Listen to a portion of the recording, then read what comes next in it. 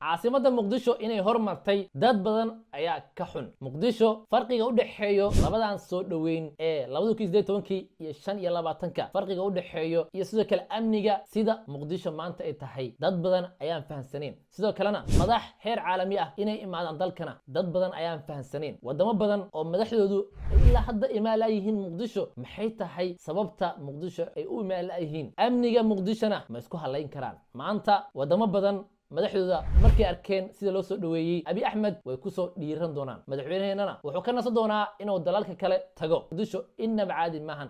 soo dhaweynta la soo dhaweeyay Abiy Ahmed waxay sii daba socotaa soo dhaweyntii lagu soo dhaweeyay madaxweynaha Xasan Sheikh Addis Ababa oo inaba caadiga ahayn, wadooyinka loo xiray, meel kasta lagu xardhay calanka Soomaaliya iyo sawirka madaxweynaha Jamhuuriyadda Federaalka Soomaaliya ayaa si la mid ah muqdisho loogu xardhay loogu soo dhaweeyay Itoobiya. Abiy Ahmed labadan dal ee dariska ah muhiim ayay u tahay inay nabadooda ka shaqeeyaan, sidoo kalena daris wanaag ay ku wada noolaadaan. sanad ka hor xaaladdu way ka duwaneed sida maanta ay tahay.